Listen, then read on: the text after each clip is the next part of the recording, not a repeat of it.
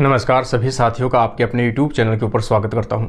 और आज अपन डिस्कस करने वाले हैं जो अपन ने पहले से यूजी लेवल की स्कूल व्याख्याता जीव विज्ञान का जो पार्ट है, सेशन है, जो अपन ने स्टार्ट कर रखा है, उसी का आज का जो नेक्स्ट वीडियो है वो रहेगा अपना जो पहले से प्रोटोजोआ जो सदस्य है, एनिमल किंगडम कह सकते हैं।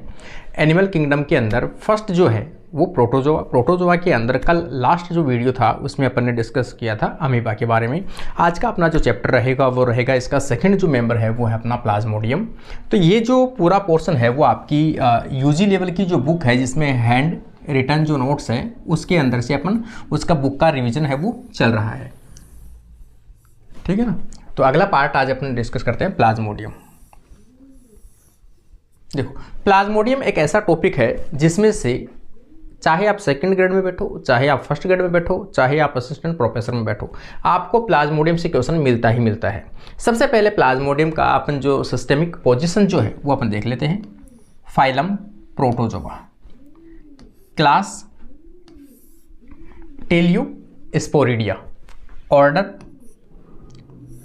हिमोस्पोरिडिया, फैमिली प्लाज्मोडेई या प्लाज्मोडाई, और जीनस जो है वो प्लाज्मोडियम आ जाएगा।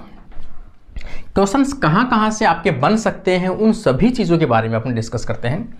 देखो, विभिन्न प्रकार की स्पीसीज जो है वो प्लाज्मोडियम की पाई जाती है। सबसे पहले तो कई बार ये क्वेश्चन पूछा जा चुका है, इसलिए सबसे पहली जो है Plasmodium falciparum, Plasmodium vivax, Plasmodium ओवेली और प्लाज्मोडियम मलेरी, प्लाज्मोडियम ओवेलिया। तो ये क्या है, इनकी स्पीसीज है 1 2 3 4 और 5। आगे अपन देखेंगे इसकी जो खोज है प्लाज्मोडियम की वो किसने किया था। लेब्रम नामक जो साइंटिस्ट है उसने किया था। और खोज जो है यहाँ पे अपन देखेंगे इन्होंने खोज करते हैं कि साथ साथ में बताया था कि ये जो प्लाज्मोडियम है जो एक प्रोटोजोआ का सदस्य है, ये फीमेल एनाफ्लीज ऊसाइट से, मतलब अपने कह सकते हैं खोज इसने की थी। और इनके जो ऊसाइट है उनसे आइसोलेट जो है मॉस्किटो से आइसोलेट जो है सबसे पहले वो किसने किया था, सर रोनाल्ड 1902 के अंदर इसको अलग किया था। यहाँ पर अपन कह सकते हैं हैदराबाद के अंदर सर रोनाल्ड ने 1902 के अंदर। तो अपन सीधा सा इसमें हालांकि पूछ सकता है इसका पहली खोज इसकी किसने की थी, लेब्रम ने की थी। और इसको सर्वप्रथम जो आइसोलेट है, सर्वप्रथम इसको पूरा जो डिटेल में अध्ययन है वो किसने किया था और किससे प्राप्त किया था, तो फीमेल जो एनाफ्लीज मच्छर होता है उसके ऊसाइट से प्राप्त किया था सर रोनाल्ड ने।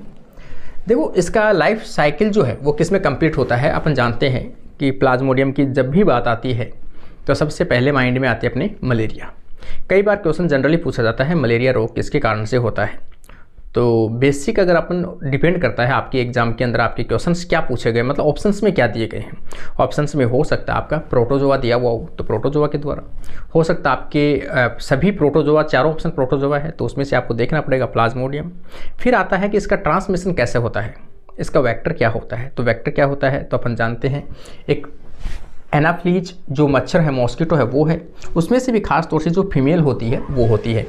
अगर आपसे पूछा जाए कि इसमें जो मेल एनाफ्लीज मॉस्किटो वो क्यों नहीं करता है, क्योंकि मेल एनाफ्लीज जो है पहली बात तो वो ब्लड डिपेंडेंट नहीं होता है, ब्लड को सक नहीं कर पाता है वो, और वो जो फ्रूट जूस जो होता है, फ्रूट का जो जूस होता है उनके ऊपर डिपेंड रहता है, उसी के ऊपर अपनी लाइफ साइकिल जो है वो कंप्लीट कर लेता है। लेकिन फीमेल जो है यहाँ पे ये ब्लड को सक करने में सक्षम होती है, इसलिए ये ह्यूमन के जो ब्लड है उसको सक करता है। यहाँ पे देखोगे मादा एनाफ्लीज में प्लाज्मोडियम के जीवन चक्र का अध्ययन किसने किया था, ग्रेसी, ठीक है ना। कि इनका पूरा अध्ययन जो है प्लाज्मोडियम का किसमें, मादा एनाफ्लीज जो मच्छर है उसके अंदर किसने किया था, ग्रेसी के द्वारा किया गया था। लाइफ साइकिल अपन आगे पढ़ेंगे हालांकि उसके बारे में।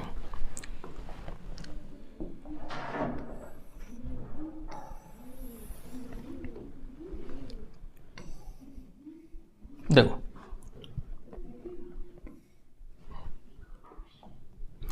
अगर आप देखोगे प्लाज्मोडियम दो प्रपोषियों में अपना जीवन चक्र है वो कंप्लीट करता है, एक तो ह्यूमन के ऊपर और दूसरा कौन सा है, मॉस्किटो। इसका मतलब दो प्रपोषियों, दो होस्ट में एंडोपैरासाइट के रूप में अपनी लाइफ साइकिल है वो कंप्लीट शो करता है, अपना जीवन चक्र पूर्ण करता है। प्राइमरी होस्ट है, ये चीज़ें याद रखना भाई, जैसे प्राइमरी होस्ट है वो क्या है इनका, तो प्राइमरी होस्ट है वो तो मानव हो गया, ह्यूमन हो गया। अगर आपसे द्वितीयक प्रपोषी पूछा जाए, प्रथम प्रपोषी तो ह्यूमन और द्वितीयक प्रपोषी जो है वो कौन सा है, फीमेल मॉस्किटो है। यहाँ पर मेल ऑप्शन में आ सकता है, मेल एनाफिलीज दिया जा सकता है आपको कंफ्यूज करने के लिए, लेकिन आपको याद रखना फीमेल मॉस्किटो। अब एक सबसे बड़ी जो विशेषता है वो ये क्वेश्चन जो वेरी वेरी इंपॉर्टेंट कर लेना, इसको इंपॉर्टेंट क्यों है, इसमें एक क्वेश्चन पूछा जाता है कि जो प्लाज्मोडियम है उसमें दो प्रकार का रिप्रोडक्शन पाया जाता है, एक एसेक्सुअल और एक सेक्सुअल। तो एसेक्सुअल रिप्रोडक्शन है वो दोनों होस्ट में से किस में कंप्लीट होता है, तो जो ह्यूमन है, ह्यूमन में अलैंगिक जनन संपन्न होता है। मानव के अंदर तो कौन सा लैंगिक करता है, मतलब कौन सा जनन करता है, एसेक्सुअल जनन करता है, एसेक्सुअल रिप्रोडक्शन करता है। जबकि जो फीमेल मॉस्किटो है, मच्छर है, उसमें इनका लैंगिक जनन है वो संपन्न होता है। दोनों ही टर्म वेरी वेरी इंपॉर्टेंट है ये वाले, ठीक है ना। सेक्सुअल रिप्रोडक्शन मच्छर में और एसेक्सुअल रिप्रोडक्शन है वो ह्यूमन के अंदर होता है। नोट, यहाँ पे आप देखोगे कॉन्जेनियल मलेरिया, ठीक है, एक टर्म दिया गया है कॉन्जेनियल मलेरिया। कॉन्जेनियल का मतलब होता है किसी रिलेटिव से होना, या फिर आप कह सकते हो मदर से, बच्चे के अंदर मलेरिया का होना, मदर से प्लेसेंटा के द्वारा भ्रूण या बच्चे में ट्रांसफ़र हो जाते हैं, तो उस कंडीशन को क्या कहा जाता है, कॉन्जेनियल मलेरिया के नाम से जाना जाता है। इसमें मदर जो है इसका मुख्य कारक होती है।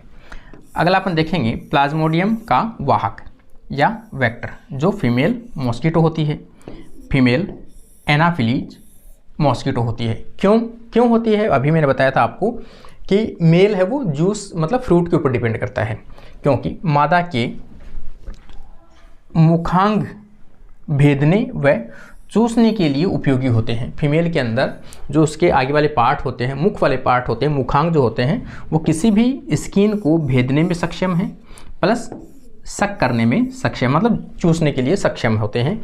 फीमेल ब्लड सक करती है, जबकि नर मच्छर जो होता है इनका वो फ्लो का रस चूसने में सक्षम होते हैं, वो फ्लो का रस चूसते हैं। आगे आप देखोगे, देखो क्वेश्चन इस पॉइंट के अंदर, इस पर्टिकुलर टॉपिक के अंदर क्वेश्चंस वही चीज़ें मैंने इसमें डाली है जिसमें से क्वेश्चन हमेशा पूछे जाते हैं। आगे आप देखोगे ट्रांसमिटेड स्टेज, कौन सी स्टेज है जो ट्रांसमिटेड होती है, तो स्पोरोजोइट, ये कई बार आ चुकी है। मानव में किस स्टेज में इन्फेक्शन प्रारंभ होता है, तो स्पोरोजोइड फेज के अंदर। कौन से में होता है, स्पोरोजोइड। जो फीमेल मॉस्किटो की स्पोरोजोइड कहाँ रहते हैं, फीमेल मॉस्किटो की जो लार ग्रंथि है, सलाइवा लार में पाए जाते हैं, और कहाँ तक, लगभग 2 लाख तक इनकी संख्या सलाइवा ग्लैंड के अंदर हो सकती है। और जैसे मुखांग से ये कट करते हैं, अपने को भेदते हैं, भेदते ही जैसे वो ब्लड सक करते हैं, उसी के साथ में ब्लड के अंदर ये क्या कर देते हैं, काफ़ी अधिक संख्या में स्पोरोजोइड सब अपने बॉडी के अंदर इंजेक्ट कर दिए जाते हैं, अपने ब्लड के अंदर छोड़ दिए जाते हैं। एक समय में लगभग 2000 तक के स्पोरोजोइड जो होते हैं वो मानव के रक्त में प्रवेश करा दिए जाते हैं। इसका मतलब इन्फेक्शन सबसे पहले स्पोरोजोइड से होता है।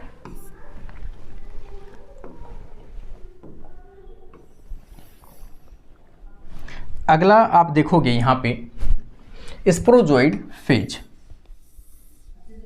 यहाँ पे यह है स्पिंडल तथा पेलिकल आवरण से कवर्ड स्ट्रक्चर होते हैं। इनकी आकृति होती है वो तुर्कुनुमा स्ट्रक्चर होती है, कुछ इस प्रकार से स्ट्रक्चर होती है, इस प्रकार की स्ट्रक्चर होती है। और इनके ऊपर जो एक आवरण जो पाया जाता है, इनके ऊपर जो आवरण जो पाया जाता है उसे क्या कहते हैं, तो ये आवरण कहलाता है पेलिकल का। ठीक है, अब देखोगे पेलिकल जो आवरण है उसकी विशेषता, ये 11 माइक्रोफिलामेंट्स का बना होता है जो विसर्पी गति में सहायक होते हैं, मतलब थोड़ा सा मूवमेंट करने में सहायक होते हैं। आगे आप देखोगे लाइफ साइकिल इन ह्यूमन में ये लाइफ साइकिल कैसे कंप्लीट करते हैं। थोड़ा सा स्क्रीन को ऊपर ले लेते हैं अपन। यहाँ पे देखो लगभग कंप्लीट आ गया होगा।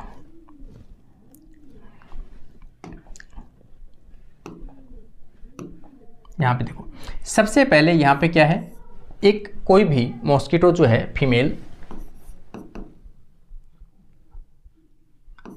एनाफिलीज मॉस्किटो, ये पहले से संक्रमित है और इसके लार के अंदर पहले से स्पोरोजोइड है वो उपस्थित है। इसने जैसे ही आपकी बॉडी के अंदर, मुखांग के अंदर, ब्लड वेसल्स के अंदर इंजेक्ट किया, तो यहाँ पर इन्होंने क्या छोड़ दिया, यहाँ पर अधिक संख्या के अंदर स्पोरोजोइड सब वो आपकी बॉडी के अंदर इंजेक्ट कर दिए गए हैं। ये स्पोरोजोइड जो है इंजेक्ट किए गए हैं, तो ये जो है किस में आ गए, ब्लड के अंदर। ब्लड में, ब्लड के थ्रू यहाँ से होते हुए ये आपके लगभग 30 मिनट के टाइम के अंदर अंदर कहाँ पहुँच जाएंगे, आपकी लीवर जो पार्ट है वहाँ पर पहुँच जाएंगे। लीवर की जो कोशिका होती है वहाँ तक पहुँच जाते हैं। कितना टाइम लगता है, लगभग 30 मिनट का टाइम लगता है और लीवर कोशिकाओं में फैलता है। लीवर कोशिका में हिपेटोसाइटिक जो सेल्स होती है उन सेल्स के अंदर इनका संक्रमण होता है। वहाँ पर जाकर सबसे ज़्यादा इनका होता है कि वहाँ पर जाकर जो लीवर में ग्लाइकोजन जो होता है वो फूड स्टोरेज अपन सभी जानते हैं अपनी बॉडी में पाया जाता है। तो ग्लाइकोजन को क्या करते हैं, फूड के रूप में यूज में लेते हैं और ग्लाइकोजन के साथ साथ जैसे जैसे इनको फूड मिलेगा वैसे वैसे क्या करेंगे, अपनी साइज के अंदर भी बढ़ोतरी करेंगे। मतलब इनके अंदर ग्रोथ फेज जो होती है वो कहाँ पर देखने को मिलेगी, लीवर सेल्स के अंदर न्यूट्रिशन मिलेगी, न्यूट्रिशन के साथ साथ में ग्रोथ फेज मिलेगी। लगातार ये विभाजन करेंगे और अपनी संख्या भी बढ़ाते रहेंगे और इसमें से किस में कन्वर्ट हो जाएंगे, ये मीरोजोइट्स में। इसका मतलब यहाँ पे जो रिप्रोडक्शन जो हुआ है वो कौन सा हुआ है, एसेक्सुअल रिप्रोडक्शन हुआ है। क्यों, लीवर के अंदर जो स्पोरोजोइट्स आते हैं वो स्पोरोजोइट्स लीवर की अन्य कोशिकाओं को संक्रमित करता रहता है बार बार में और अधिक संख्या प्रोड्यूस करता है बाई एसेक्सुअल रिप्रोडक्शन, अलैंगिक जनन।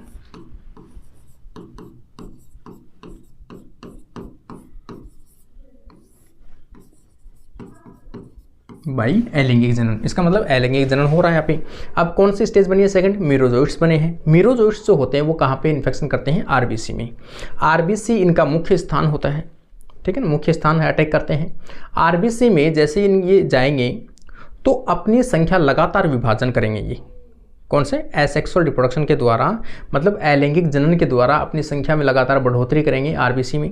और आरबीसी की एक कोशिका को फाड़ कर ये दूसरी कोशिकाओं में जाते रहते हैं, लगातार आरबीसी की कोशिकाओं को फाड़ते रहते हैं। और एक कंडीशन ऐसी आती है कि बहुत सारी आरबीसी की संख्याओं के अंदर इनका इन्फेक्शन हो चुका होता है और अधिक संख्या में एक साथ आरबीसी जब फटती है तो क्या होता है, बॉडी का जो टेम्परेचर है वो अचानक से इंक्रीज होता है, जिसके कारण से आपको क्या लगता है, अचानक से सर्दी और गर्मी, मतलब सर्दी और फीवर का एहसास होता है। तो यहाँ पे अपन देखेंगे मीरोजोइट्स जो आरबीसी को तोड़ता है वो लगभग 48 घंटे के आसपास तोड़ता है। इसका मतलब एक दिन छोड़ के एक दिन आरबीसी एक साथ इतनी टूटेगी तो आपकी बॉडी के अंदर क्या होता है, फीवर जैसा महसूस होता है। तो इसमें जो बुखार आता है वो हाई लेवल का आता है और एक दिन छोड़कर एक दिन में आता है, कारण आरबीसी का अचानक से फटना बड़ी संख्या के अंदर। तो वहाँ पर आपकी बॉडी उस टेम्परेचर को सहन नहीं कर पाती और आपको फीवर महसूस होता है। तो ये होता है। अगला इसका आरबीसी में, आरबीसी को तोड़ता रहेगा और यहाँ पे जो है आरबीसी में इसकी स्टेज जो है ट्रांस स्पोरोजोइट में कन्वर्ट होते हैं। ये अलग अलग स्टेज इसकी दे रखी है। और ट्रोपोस्पोरोजोइट, ये भी इसकी स्टेज है अलग अलग। और ये क्या करते हैं, आरबीसी को तोड़ते हैं। ट्रोपोस्पोरोजोइट्स जो होते हैं वो इनमें आरबीसी के अंदर क्या होते हैं, डिफ्रेंशिएट होते हैं, थोड़ा सा डिफ्रेंशिएट होते हैं, ज़्यादा कुछ नहीं होता। और क्या बना लेते हैं, रप्चर करके डिफ्रेंशिएट होते हैं और दो प्रकार की जो कोशिकाएं होते हैं गेमेटोसाइट्स बना लेते हैं। क्या बना लेते हैं, ये गेमेटोसाइट्स बनाते हैं। गेमेटोसाइट्स क्योंकि पहले से इनकी लाइफ जो होती है वो हैप्लॉइड होती है। भाई कभी पूछा जाए प्लाज्मोडियम की जो लाइफ साइकिल होती है वो कैसी होती है, हैप्लॉइड होती है। तो हैप्लॉइड लाइफ साइकिल चल रही है, तो यहाँ पर भी एन है तो यहाँ पर भी हैप्लॉइड ही रहेंगे, हैन। अब यहाँ पे ये जो कंडीशन है, ये दोनों इसमें गेमेटोसाइट तक यहाँ पे बनेंगे और फीमेल एनाफिलीज में प्रवेश करेंगे। हो सकता है यहाँ पे मच्छर वापस से काटा आपको, वापस से मच्छर जब काटेगा तो ये किसकी बॉडी में चले जाएंगे, मच्छर की शरीर में चले जाएंगे। यहाँ पे मच्छर के शरीर में जाएंगे तो कहाँ जाएंगे, इंटेस्टाइन में जाएंगे मच्छर के। और मच्छर के इंटेस्टाइन में जाकर ये गेमेटोसाइट्स जो हैं इनमें अच्छे से डिफ्रेंशिएशन होगा। डिफ्रेंशिएशन होकर वहाँ पर क्या बनेंगे, गेमिट का निर्माण होगा, गेमिट्स। इसका मतलब गेमेट्स का निर्माण ह्यूमन की बॉडी में ना होकर मच्छर की बॉडी में होता है। गेमेटोसाइट्स जो होते हैं वो तो किस में बनते हैं, अपनी बॉडी में बनते हैं ह्यूमन की, लेकिन गेमेटोसाइट्स का proper differentiator male and female gamete का जो निर्माण होता है वो कहाँ पे होता है, फीमेल की इंटेस्टाइन में जाके होता है, मतलब मच्छर की फीमेल। तो आगे अपन मच्छर में प्रवेश कर गए। मच्छर में प्रवेश करने के बाद में दो प्रकार के जो गेमिट है वो बनते हैं, एक मैक्रो गेमिट और एक बनता है माइक्रो गेमिट।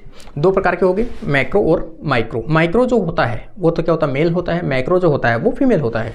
तो यहाँ पे देखोगे मैक्रो मतलब फीमेल और माइक्रो मतलब मेल गेमिट। अब आगे अपन देखेंगे इन दोनों का क्या होगा, फ्यूजन होगा।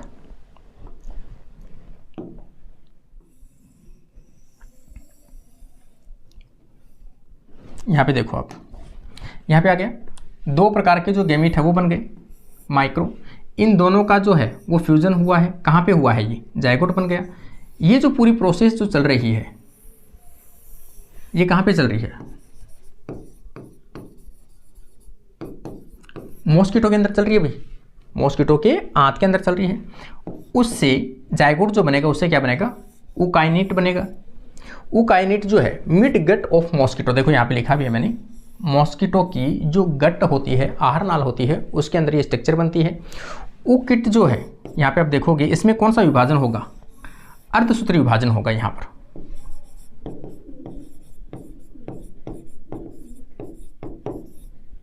इसमें कौन सा विभाजन होगा, अर्धसूत्री विभाजन होगा। इसका मतलब इसकी थोड़ी सी विशेषता है कि अगर आपको पूछा जाए प्लाज्मोडियम के अंदर अर्धसूत्री विभाजन कब होता है, तो आप कहोगे कि जैसे ही जाइगोट बनता है और जाइगोट से क्या बनता है, ऊकाइनिट बनता है। ऊकाइनिट के अंदर क्या होता है, या फिर ऊकाइनिट के अंदर अपन कह सकते हैं, ऊकाइनिट का मतलब होता क्या है कि कोई भी ऐसी स्ट्रक्चर, ये जाइगोट है और जाइगोट के चारों तरफ एक आवरण बना है यहाँ पर मोटा, जो इसको कुछ टाइम तक क्या कर सकता है, रेजिस्टेंट पावर प्रोवाइड करवाता है, अनफेवरेबल कंडीशन के लिए बचाता है। और ये जाइगोट है। इस जाइगोट के अंदर क्या होगा, विभाजन होगा। मतलब ये जाइगोट कैसा है, 2n है।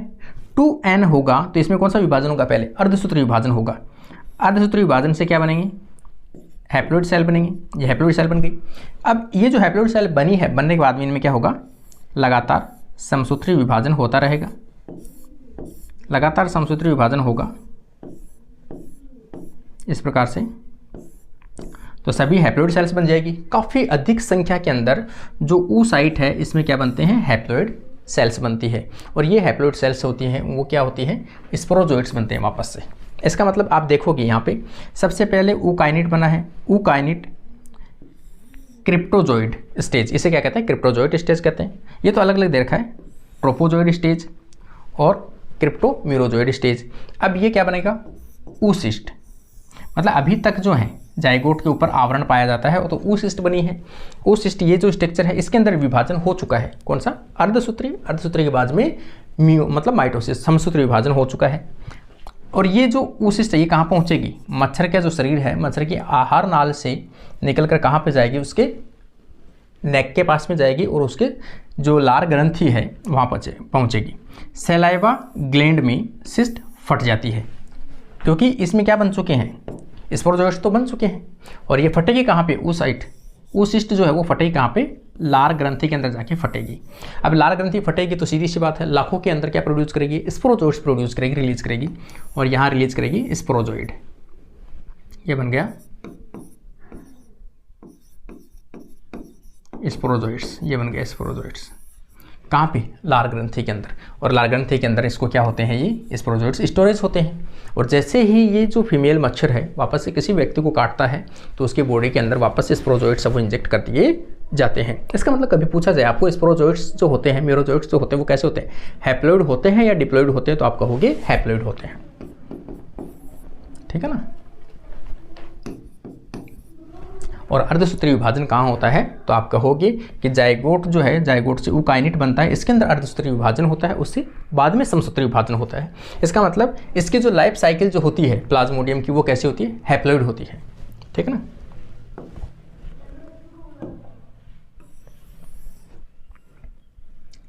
आगे आप देखोगे इसमें थोड़ा सा ऐसे टर्म कोई खास वैसे पूछा नहीं जाता है।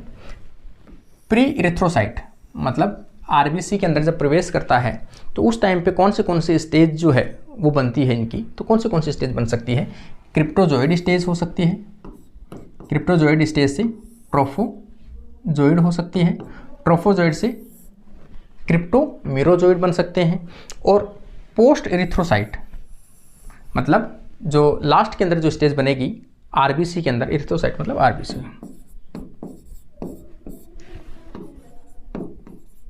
आरबीसी जब मेच्योर आरबीसी है फटने वाली है उस टाइम पे कौन सी हो गए, मेटा क्रिप्टोजोइड स्टेज बनती है इसके अंदर। तो ये अलग अलग उनके नाम जो स्पोर्ट्स के वो दिए गए, स्टेज के अलग अलग स्टेज नाम दिए गए है, याद रख लें थोड़ा सा। पोस्ट एरिथ्रोसाइट के अंदर मेटा क्रिप्टोजोइड होती है। देखो एक अपने कई बार क्वेश्चन पूछा जाता है इंक्यूबेशन पीरियड टाइम, मतलब इंक्यूबेशन का मतलब होता क्या है कि जब कोई भी ऑर्गेनिज्म है जो कोई भी माइक्रोब्स है, पैथोजन हो सकता है जो आपकी बॉडी में इन्फेक्शन फैलाता है, इन्फेक्शन फैलाने के बाद में उसके जो सिम्टम्स आपकी बॉडी में डेवलप होते हैं उस पीरियड को अपन क्या कहते हैं, इंक्यूबेशन पीरियड कहते हैं। जहाँ से इन्फेक्शन स्टार्ट हुआ है से लेकर आपके लक्षण आने तक के पीरियड को अपन क्या कहते हैं, इंक्यूबेशन कहते हैं। तो यहाँ पे इंक्यूबेशन का जो पीरियड होता है संक्रमण से लेकर रोग के लक्षण प्रकट होने तक का सफ़र या जो समय अंतराल जो होता है वो गैप होता है, उस गैप को क्या बोलते हैं, इंक्यूबेशन बोलते हैं। देखो इसकी अब अलग अलग दिया हुआ है, Plasmodium vivax and Plasmodium Obelia, दो प्रजातियां हैं प्लाज्मोडियम की, प्लाज्मोडियम वाइवेक्स और प्लाज्मोडियम ओबेलिया के अंदर लगभग जो इंक्यूबेशन पीरियड है वो कितना होता है, 11 से 14 दिन के आसपास का टाइम पीरियड होता है। हालांकि एक बार क्वेश्चन पूछा भी जा चुका है ये। प्लाज्मोडियम मलेरी के अंदर जो इंक्यूबेशन पीरियड जो है वो कितना होता है भाई, 18 से 30 दिन होता है। प्लाज्मोडियम फैल्सीफेरम के अंदर जो इंक्यूबेशन पीरियड होता है वो 9 से 12 दिन के आसपास होता है। अधिक डेंजर होता है क्योंकि जल्दी से लक्षण इनके सामने आ जाते हैं। इसका मतलब प्लाज्मोडियम फैल्सीफेरम है वो क्या होता है, काफ़ी अधिक हानिकारक है, और प्लाज्मोडियम मलेरी जो है उसके लक्षण काफ़ी लेट होते हैं, तो ये इतने ज़्यादा हानिकारक नहीं होते हैं। अब अपन बात करते हैं कि फीवर आता क्यों है। ठीक है, जो जो क्वेश्चंस पूछे गए हैं आपके सभी क्वेश्चंस को ध्यान में रखते हुए जो थ्योरी है वो लिखिए। यहाँ पर फीवर या बुखार का जो आना है वो कौन से में कितने टाइम से आती है, अलग अलग स्पीसीज़ है, तो अलग अलग स्पीसीज़ है तो उसका टाइम पीरियड है वो भी अलग अलग है फीवर आने का।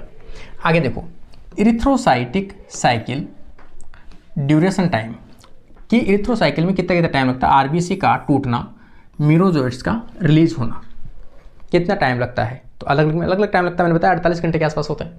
यहाँ पे देखोगे Plasmodium vivax, Plasmodium Obelia, Plasmodium falciparum के अंदर आरबीसी कब टूटती है, प्रत्येक 48 घंटे के आसपास में टूटती है। इसका मतलब लगभग 48 घंटे के आसपास में क्या आती है, आपको फीवर महसूस होती है, एक दिन छोड़कर एक। यहाँ पर आप कह सकते हो बुखार का आना, बुखार कब आती है, एक दिन छोड़ के एक दिन आती है। यहाँ पर प्लाज्मोडियम मलेरी इसमें कितनी आती है, 72 घंटे बाद आती है। इसका मतलब ये ज़्यादा हानिकारक नहीं है, ये कम हानिकारक, मलेरिया नाम ही है इसका प्लाज्मोडियम मलेरी, लेकिन इसमें ज़्यादा बुखार या ज़्यादा तकलीफ नहीं होती। तकलीफ सबसे ज़्यादा देता है प्लाज्मोडियम फैल्सीफेरम, 48 घंटे के आसपास ही बुखार देता है। कारण मैंने बताई दिया आपको, एक साथ में जो इन्फेक्शन होता है और आरबीसी अधिक संख्या के अंदर फटती है उसके कारण से आपकी बॉडी में फीवर आता है। इसमें क्वेश्चन आप देखोगे, अगला पॉइंट, आरबीसी में बने गेमिटोसाइट्स रिलीज होकर ब्लड में आते हैं जो फीमेल मॉस्किटो में ब्लड सकिंग के समय चले जाते हैं। ठीक है ना, गेमेटोसाइट्स बने हैं वो उसमें चले गए। स्टमक में हैप्लॉइड गैमिट बनते हैं जिनके फर्टिलाइजेशन से जाइगोट बनते हैं तथा ऊसिस्ट या स्पोरोन्ट 50 से 500 तक बन सकते हैं। ठीक है, जाइगोट कितने बन सकते हैं, अधिक संख्या बनेंगी, जिन्हें ऊकाइनिट कहते हैं। देखो ये ऊकाइनिट कहते हैं, जिनके फटने से लार ग्रंथि में 10,000 से लेकर 1 लाख तक स्पोरोजोइट्स जो है वो क्या होते हैं, मुक्त होते हैं स्पोरोजोइट्स, जिनका स्टोरेज सेलाइवा ग्रंथि के अंदर किया जाता है। स्पोरोजोइट्स का जो स्टोरेज है वो कहाँ होता है, मादा एनाफ्लीज के जो सेलाइवा ग्रंथि है उनके अंदर होता है। अगला आप देखोगे मलेरिया के प्रकार, इनके द्वारा जो रोग कोज होता है उस रोग को क्या कहते हैं, मलेरिया। तो मलेरिया के प्रकार, बिनाइन यहाँ पर कह सकते हो बिगिन और टर्शियल मलेरिया। ठीक है ना, बेगिन टर्शियल मलेरिया किसके द्वारा होती है? तो प्लाज्मोडियम वाइवेक्स। आगे है क्वार्टेंट मलेरिया, जो प्लाज्मोडियम मलेरिया के द्वारा सबसे कम घातक, मैंने बताया ना आपको ये सबसे कम घातक होता है क्योंकि इसके अंदर जो इनका टाइम पीरियड है वो 72 घंटे का होता है, जिसमें लक्षण इनके आते हैं, मतलब बुखार जो आती है बार बार में। मिल्ड टेरियन मलेरिया, ये ओबेलिया के द्वारा होती है, ये बीच का सा होता है इसलिए इसको मिल्ड कहा गया है। और मेलिग्नेंट का मतलब होता है सबसे खतरनाक, मेलिग्नेंट। बिनाइन होती है सबसे कम।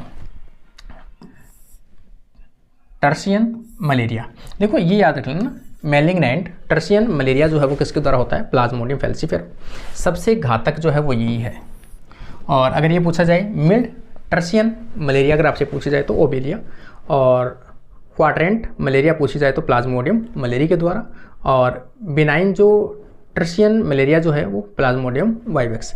सबसे कम घातक तो आप कहोगे मलेरी, सबसे अधिक घातक कहोगे प्लाज्मोडियम फैल्सीफेरम के द्वारा। इसमें देखोगे मेलिग्नेंट मस्तिष्क मलेरिया कहा जाता है इसको।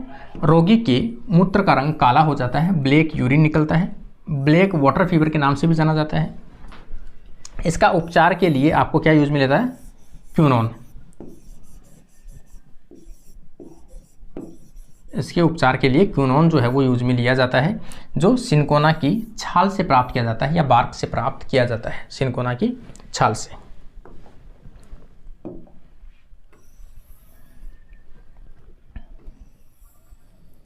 देखो आगे अगर आप देखोगे यहाँ पे अलग अलग अवस्था में पाई जाती है। साइजोगेमी ह्यूमन में पाई जाती है। अवस्था जो इनकी फेज है वो बता रहा हूँ, साइजोगेमी अवस्था वो मेल में पाई जाती है, मतलब ह्यूमन में। और गेमोगेमी जो है वो ह्यूमन से स्टार्ट होती है, क्योंकि गेमेटोसाइट कहाँ बनते हैं? मेल में बनते हैं। और अंदर किसके जाते हैं? मच्छर के अंदर जाते हैं सकिंग करने से, और एनाफिलीज के अंदर वो समाप्त होते हैं, ठीक है ना। और स्पोरोगेमी जो है वो कंप्लीट एनाफिलीज के अंदर बनते हैं, क्योंकि स्पोरोजोइट्स वो उसी में बनते हैं, ठीक है ना। मलेरिया का जो कंट्रोल है, मच्छर को कंट्रोल करने के कारण से आप इसका कंट्रोल कर सकते हैं, क्योंकि ट्रांसमिशन जो होता है, इनका जो वाहक है, वेक्टर है, वो क्या होता है? मच्छर होते हैं। तो मच्छर के लार्वा या मच्छर को कंट्रोल करना सबसे इंपॉर्टेंट है। तो केमिकल कंट्रोल कर सकते हो आप डीडीटी के छिड़काव से, डाइक्लोरो डाइफिनाइल ट्राइक्लोरोइथेन, ये फुल फॉर्म कई बार पूछी जाती है ना। जलाशय में केरोसिन डालकर या तो डीडीटी डाल छिड़काव कर दो या फिर केरोसिन डालो नालियों के अंदर पानी में। बायोलॉजिकल ट्रीटमेंट,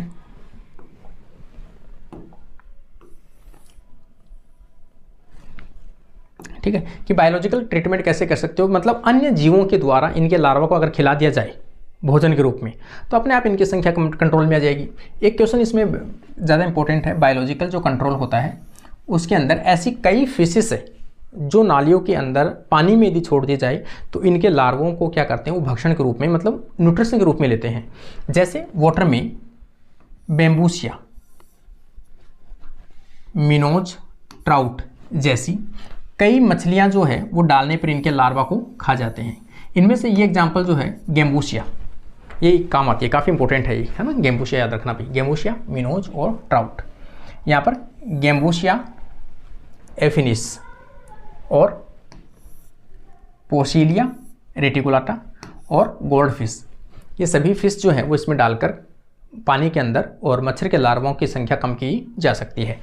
पैथोजेनिक प्रोटोजोआ, अन्य जो पैथोजेनिक प्रोटोजोआ है वो कौन से हो सकते हैं? जैसे ट्रिपेनोसोमा गैम्बिन्स, इसे इसकी स्पीसीज दूसरी कौन सी है? ट्रिपेनोसोमा ब्रूसाई। इसके द्वारा रोग जो होता है वो कौन से होता है? स्लीप सिकनेस, अफ्रीकन निंद्रा रोग, अफ्रीकन स्लीप सिकनेस होती है, ट्रिपेनोसोमियासिस के नाम से भी इसे जाना जा सकता है। ये अपन लास्ट में भी पहले बात कर चुके हैं इसके बारे में। मैंने कहा है प्रोटोजोआ का एक काफ़ी इंपॉर्टेंट जो पार्ट है आपके सिलेबस में मेंशन किया गया है, इकोनॉमिक इम्पोर्टेंस है, मतलब बेनिफिशियल और harmful activity of different type of organism, उसके अंदर एक प्रोटोजोआ का ऑप्शन भी दिया हुआ आपके। तो यहाँ पर ये सभी इसमें आ जाएगा प्रोटोजोआ के कारण से होने वाले रोग। तो यहाँ पे कौन सा आ जाएगा? ट्रिपेनोसोमा, गेम्बोसियन या फिर गैम्बिन्स और ब्रूसाई के द्वारा रोग जो होता है वो कौन सा होता है? African sleeping sickness. और इसी रोग को क्या कहा जाता है? ट्रिपेनो मियासिस के नाम से भी जाना जाता है। इसका जो वाहक है वो कई बार क्वेश्चन में पूछा जाता है, वेरी इंपॉर्टेंट, नेट में भी कई बार पूछा जाता है। यहाँ पे वैसे तो इसको CC फ्लाई के नाम से जाना जाता है या TT फ्लाई कह सकते हो आप, CC फ्लाई, और उसका नाम क्या है, ग्लोसियाना स्पीसीज, ग्लोसिना स्पीसीज, इंसेक्ट जो है ग्लोसिना इंसेक्ट है, ठीक है ना, CC फ्लाई, ये वेरी वेरी इंपॉर्टेंट है भाई। आगे आप देखोगे अगला जो प्रोटोजोआ है जो रो करने में सक्षम है, यहाँ पे आप देखोगे लेशमानिया डोनोवानी, लेशमानिया डोनोवानी डिजीज़, इसके द्वारा काला जार रोग, डमडम बुखार, काला अजार, इसे विसरल या लेशमानियासिस के नाम से भी जाना जाता है। इसे किस नाम से जाना जाता है, विसरल लेशमानिया के नाम से भी जाना जाता है, याद रखना भाई। इसका अगर आप बुखार देखोगे, लेशमानिया डोनोवानी का जो वेक्टर है या वाहक है वो क्या है, तो यहाँ पर फेलिबोटामाइन सैंड फ्लाई, फेलिबोटामाइन सेल्फ फ्लाई बाई इन्फेक्टेड फीमेल, इनकी भी खास तौर से जो फीमेल होती है वो इन्फेक्शन करने में सक्षम होती है। अगला एग्जाम्पल देखोगे आपका ट्राइकोमोनास वेजिनेलिस, ये अपन तीसरी बार पढ़ रहे हैं, ठीक है ना, डिजीज ट्राइकोनियासिस, ठीक है ना, वेजिनेलिस जो वैसे नाम से है एक पहले भी आ चुका है, ठीक है ना। यहाँ पर ट्राइकोमोनियासिस डिजीज़ जो है वो ट्राइकोमोनियासिस, ये सेक्सुअली ट्रांसमिटेड डिजीज़ जो है वो इन्फेक्शन से कारण से फैलता है। मतलब पहले से कोई भी फंक्शन जो पर्सन है, खासतौर से फीमेल की जो वेजाइना है उनके अंदर खासतौर से इस प्रकार के जो हैं वेजिनेलिस जो हैं, इस प्रकार के जो प्रोटोजोआ है वो पाए जाते हैं। और यदि कोई फीमेल पहले से संक्रमित है और उसके साथ में यदि कोई भी इंटरकोर्स किसी पर्सन के द्वारा, स्वस्थ पर्सन के द्वारा किया जाता है, तो उसकी वेजाइना के थ्रू किसी स्वस्थ पर्सन के अंदर क्या होता है, इसका संक्रमण होता है। तो ये एक प्रोटोजोआ से होने वाली डिजीज़ है जिसे कहते हैं अपन ट्राइकोमोनासियासिस, सेक्सुअल ट्रांसमिटेड डिजीज़ है। पूछा जाए कभी तो सेक्सुअल ट्रांसमिटेड डिजीज़ का भी एक एग्जाम्पल है ये। फीमेल की वेजाइना से डिस्चार्ज निकलता रहता है, इस रोग में क्या होता है, डिस्चार्ज निकलता है फीमेल की, जिसे ल्यूकोरिया कहा जाता है, ल्यूकोरिया कहा जाता है। ईचिंग और इरिटेशन इन वेजाइना, मतलब वेजाइना के अंदर खुजली टाइप या इरिटेशन, मतलब अपन कह सकते हैं ईचिंग कह सकते हैं, और इरिटेशन टाइप का कह सकते हैं, वो इसके सिम्टम्स आते हैं। इनके कारण से सामान्य व्यक्ति के अंदर भी संक्रमण फैल सकता है, और लिक्विड का डिस्चार्ज होना इसका एक सामान्य कैरेक्टर है। देखो पहला जो संघ है अपना प्रोटोजोआ, जो अपना जो ग्रुप था अपने कह सकते हैं एनिमल किंगडम का सबसे इनिशियल जो कंपोनेंट, इनिशियल जो मेंबर है कह सकते हैं अपन, ग्रुप कह सकते हैं, वो यहाँ पे कंप्लीट होता है। और मैं तो ये कहूँगा कि एनिमल किंगडम से लेकर यहाँ तक का जो पूरा चैप्टर आपका हुआ है उन सभी को मैं मर्ज करके एक साथ में एक बड़ी क्लास डाल देता हूँ मैराथन के रूप में, 2 घंटे की बनेगी, तो वो मैं डाल देता हूँ ताकि कोई भी कैंडिडेट अगर उसको देखे तो एक साथ में उसको मिल जाए। फिर पोरीफेरा को स्टार्ट करेंगे, पोरीफेरा का जो मेंबर है वो पढ़ेंगे, सब चीज़ें पढ़ेंगे अपन, तो उनको भी एक बड़ी क्लास बनाकर वापस से डाल देंगे। तो यहाँ पर आप लोगों को पसंद आया होगा प्लाज्मोडियम का। फिर भी प्लाज्मोडियम से रिलेटेड कोई भी डाउट आप लोगों का रहता है तो कमेंट सेक्शन में जाकर आप कर सकते हो, और इसकी बुक का लिंक है वो भी मैंने कमेंट सेक्शन के अंदर डाल रखा है, वहाँ से भी ले सकते हो, बाय पोस्ट भी आप लोग इस बुक को मंगवा सकते हो। तो आज के लिए अपनी क्लास यहीं कंप्लीट होती है। Thank you friends.